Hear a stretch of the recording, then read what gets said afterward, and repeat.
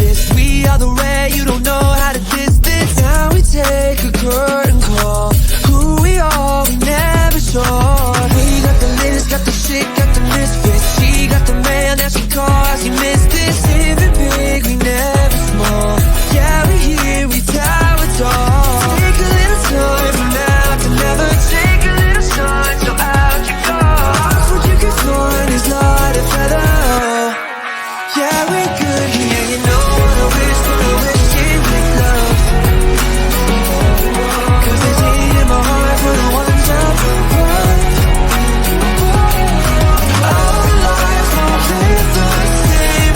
There's hate in your heart for the misfits enough.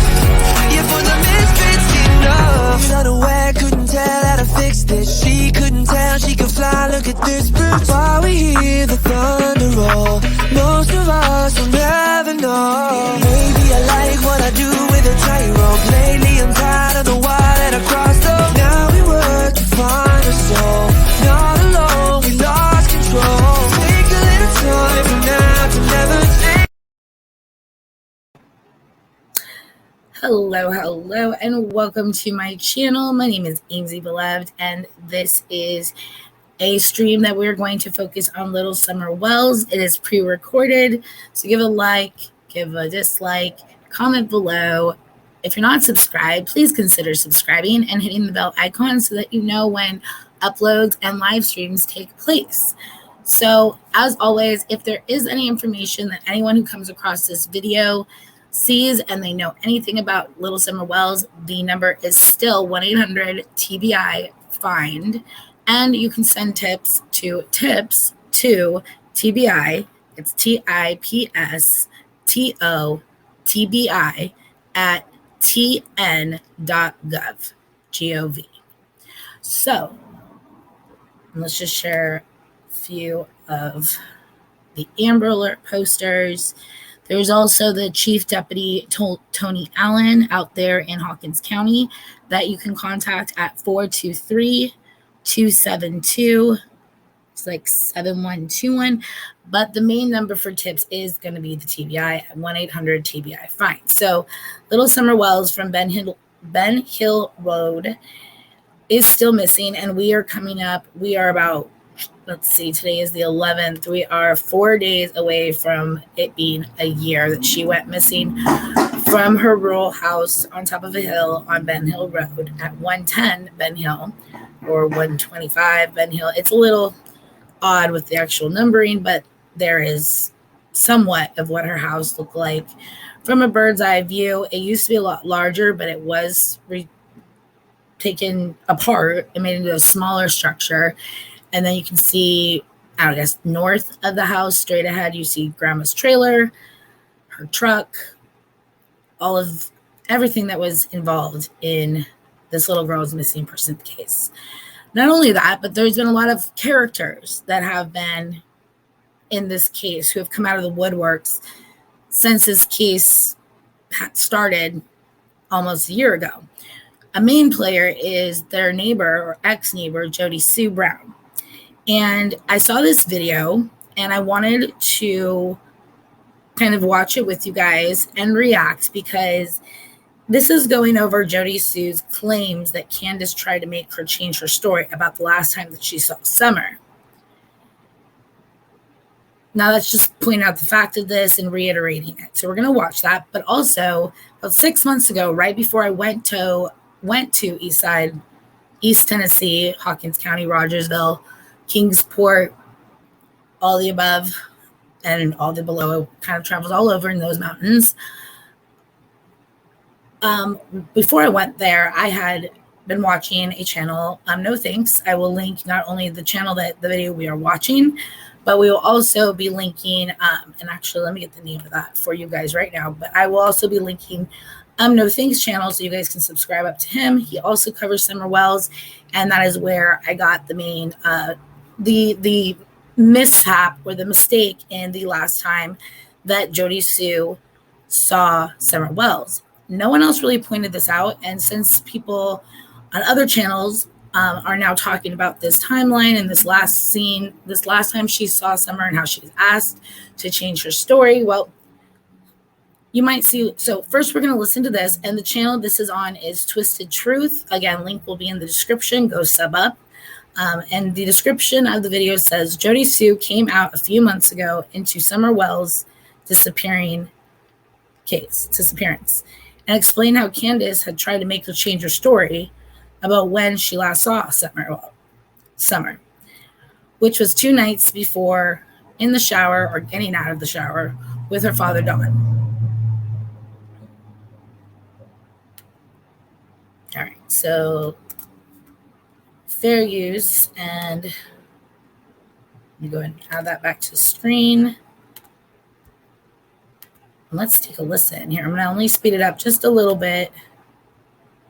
Jody Sue sometimes depends on the person, but she can be a little hard to understand. To me, I don't usually have a problem. Some people do. Even people that are from Tennessee do. So let's listen.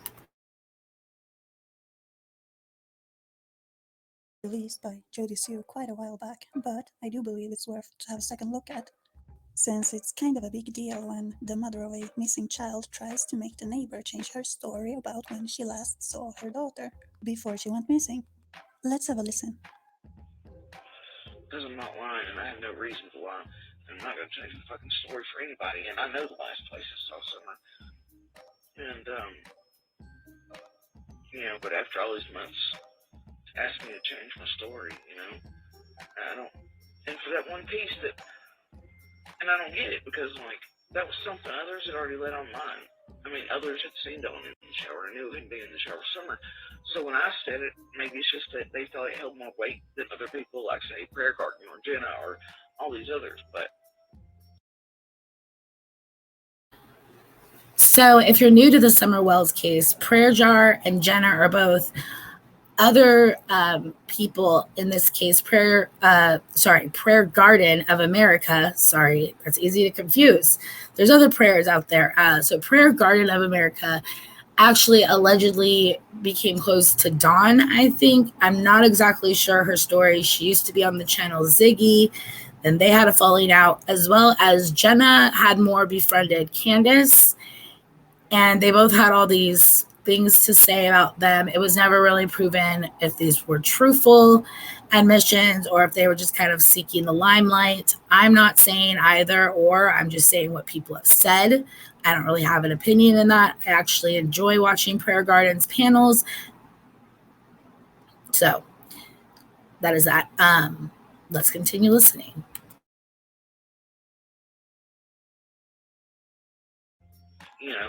For some reason it was taken as, and that's the piece they wanted me to change, from a winking on at money in her teeth, which also line up with the messages released by Cher, if those are real, because you have to doubt around that camp, but the date and time line up with what. And Cher is the content creator that runs Voices Behind the Wall. She had very exclusive conversations with Dawn back very shortly after Summer went missing. He kind of first exclusively talked with Cher. Well, not first, but as far as like smaller content creators, I mean, of course, he spoke to Chris McDonough and other news outlets, but Cher was kind of like his go-to. So she texted with him a lot. She talked to him on the phone a lot, not really Candace so much.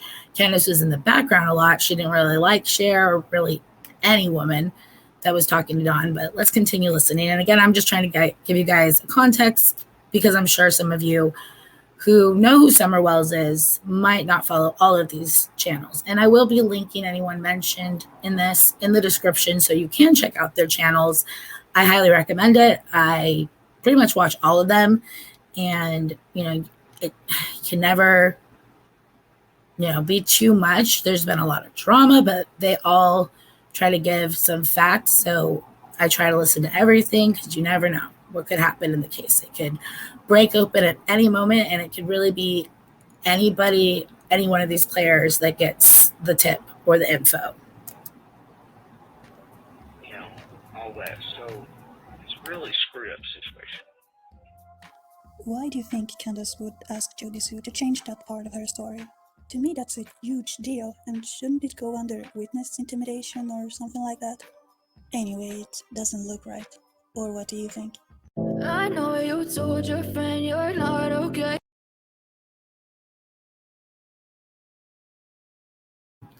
Okay, so now we're going to watch my video that encompasses the same conversation, but also has another account of when she, in my opinion, states that she last saw Summer, even though she doesn't say it was the last time she saw Summer. However, it was one day before rather than 2 days before.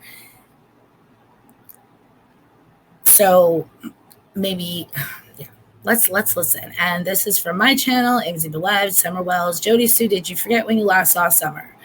Let's listen. Hashtag find Summer Wells.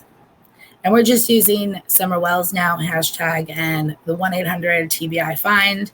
Please do not refer to any of the findsummerwells.com that is being run by someone who is not necessarily for the family. Let's listen. And please excuse my horrible intro music.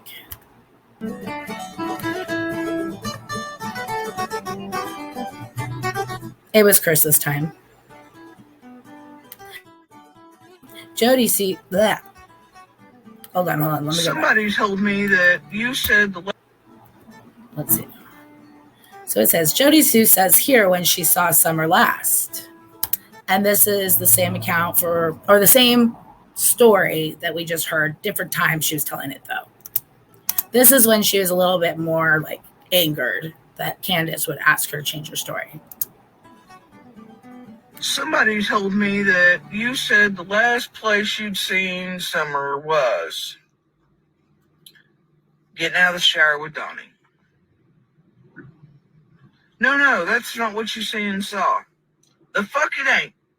Last time I saw that little girl was 2 nights before she went missing, and that's exactly what I saw. That's exactly what I heard. She was naked as the day is long at that damn door at the top level, and she was yelling at you for a damn towel while the oldest was out there talking and chatting with me, and you were yelling at him because he was like, Jody Sue's right about the dogs.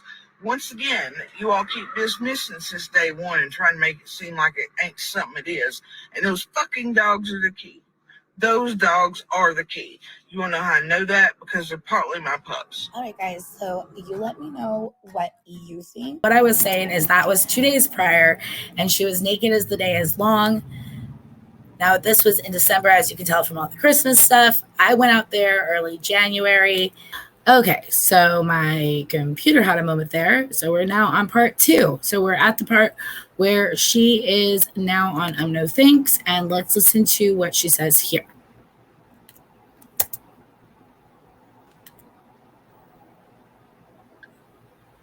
I don't know, man. That's weird. And I don't even know for sure. I just know that they told me. So communication could have been done through all different kinds of phones. I mean, that's just what they tell me. And you know how full shit they are. So, either way, and the point is that I don't know who or why. I mean, to me, it seems like Dawn's setting something up right preemptively. If those texts were sent, if that actually exists, if it actually happened, for me, it's always been like, what the hell was Dawn talking about? There's some guy wandering around touching the kids, right? I thought he's supposed to be at work, so how would he know that? And for me, I've been trying to rack my brain for weeks, wondering exactly what he meant by that. Because I was like, well, I was thinking, well, maybe he meant Jackie, right? JD. And I was trying to think, well, when did I tell them about that? You're talking about Dobbs, right? Yeah. And I was like, is that who he's meaning? I'm like, man, I just don't know what he's talking about if he actually called that day to talk to Candace. Because I'm like, well, maybe he was talking about Dobbs and something was taken out. And here's this teen and he's whatever over a conversation he's misheard or whatever, you know. And for me, for weeks now, I've been like, what the hell was the meaning of? And I always kept coming back to like, when did I tell them about Dobbs exactly? And I'm pretty sure after the cops left, after telling Dobbs to go the hell on, and he had left, Candace come down, all the kids were there, including Summer. At one point, the puppy fell into the creek over there. The kids had to go retrieve it. We were talking. I told her the situation. And I'm pretty sure that was, like I said, the night before on the 14th, right before dark. And then, like I said, the night before on the 14th, right before dark. And all the kids are there, including Summer. So I'm like, well, hell, her and Don would have talked about that later on, right when he got in or whatever. So then, why would he have called her the next day talking about some guy on the property touching kids? What the hell is he talking about? Then you have this message supposedly saying it's done. It's done.